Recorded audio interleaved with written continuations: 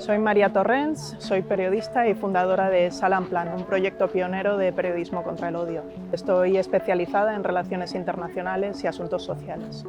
Mi nombre es Alfredo Campos, soy abogado especializado en Derecho de Extranjería y en Protección Internacional. Tengo también experiencia en el ámbito del tercer sector, en las organizaciones no gubernamentales, también experiencia en la administración pública, pero generalmente relacionado con la inmigración.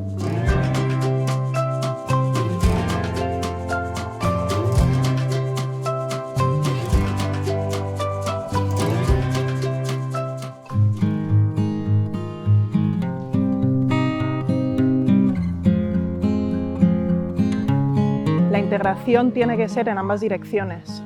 Cuando nos enriquecemos realmente es cuando hay convivencia. Tampoco se trata de coexistir, no se trata de estar los unos al lado de los otros, sino de convivir, de dialogar, de escuchar. Ahí es cuando hay una integración real.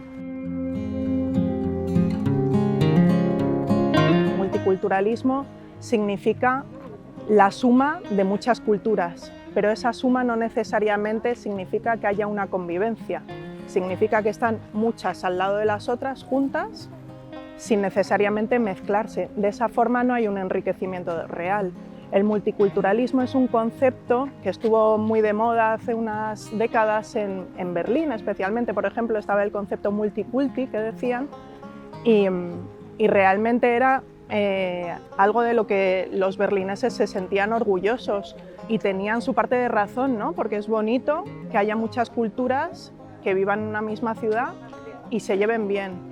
Yo creo, sin embargo, que le falta ese clic, ese paso adicional de más que multiculturalismo, que sea un interculturalismo. Sigo valorando la necesidad de adoptar un modelo más que de multiculturalismo, de interculturalidad, ¿no? De tratar de coger lo mejor de las sociedades de acogida y de las sociedades nuevas, digamos, que vienen, y tratar de quedarnos un poco lo mejor. Y yo creo que en cierta manera, en algunos puntos, esto se está dando ya en España, ¿no? Están cambiando ya las mentalidades, muy lentamente a veces, y con ciertas resistencias, pero sí que este fenómeno se está produciendo.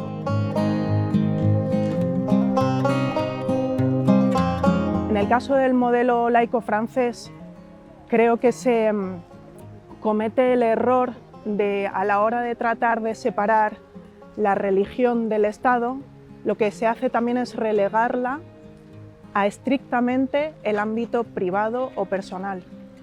Pero eso es, de algún modo, también obligar a muchas personas a renunciar a su identidad o a parte de su identidad cuando están dentro de la sociedad.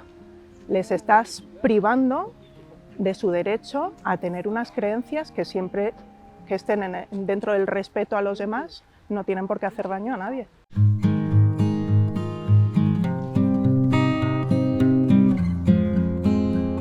El modelo español, con respecto al modelo francés, creo que hace una cosa muy bien, y es que no obliga a las personas, no las presiona de algún modo para que oculten su religión, sino que todas las religiones son válidas. Una cosa es separar no solamente la Iglesia del Estado, sino la religión del Estado y de la política, y otra cosa es no permitir que en muchos ámbitos esas creencias se expresen.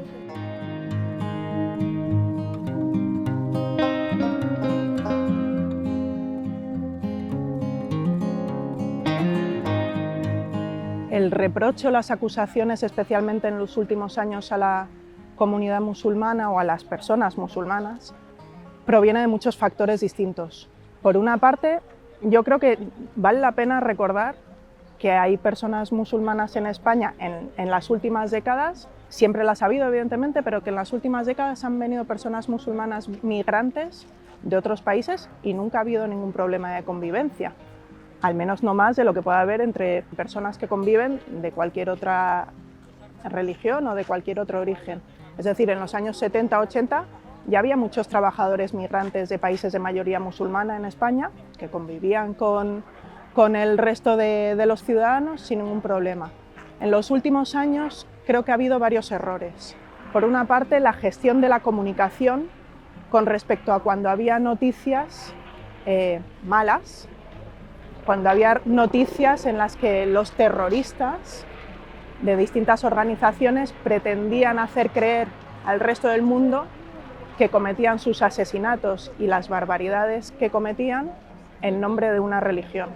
El error que se ha cometido ahí por parte de los políticos, creo yo, no solamente en España, sino en muchos países, y también por parte de otras personas con voz pública y de los medios de comunicación, es en muchos casos asimilar el discurso de esos asesinos, de esos terroristas, como cierto.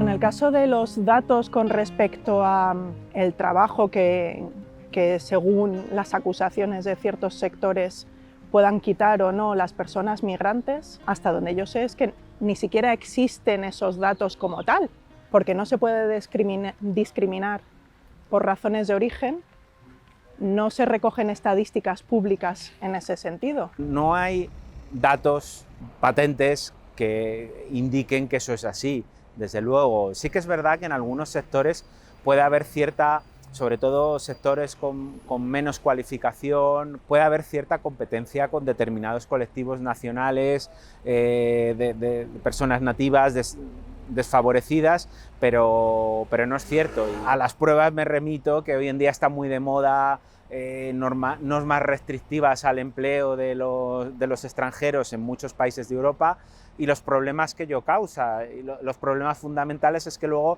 las empresas no encuentran a personas para llevar a cabo esos trabajos. En este sentido hay un ejemplo muy claro que ilustra cómo una norma o como unas normas restrictivas respecto al trabajo de los ciudadanos extranjeros pueden venir a perjudicar a la economía y a las empresas, como es y lo estamos viendo ahora mismo en Europa en muchos sectores, por ejemplo en el sector del transporte por carretera, en el sector de las obras, de la construcción, en el que no se llegan a encontrar, no se cubren con profesionales que hay en el mercado laboral, y al no facilitarse el empleo de estos ciudadanos extranjeros que podrían venir a suplir esta carencia, pues el sector sufre y el sector se resiente.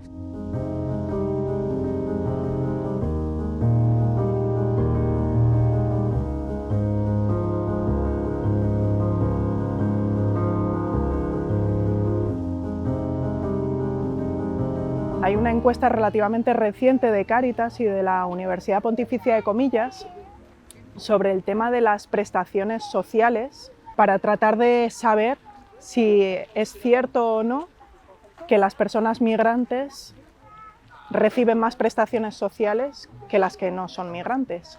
Y en esta encuesta quedó claro que en absoluto es así, no hay ningún abuso, sino que solamente un 4,3% de las personas migrantes llegan a recibir prestaciones sociales, que pueden ser por desempleo, por ejemplo. Si recibes una prestación social por desempleo, significa que previamente has estado legalmente empleado, has cotizado y, por lo tanto, tienes tu derecho a la subvención por desempleo, igual que cualquier otro ciudadano.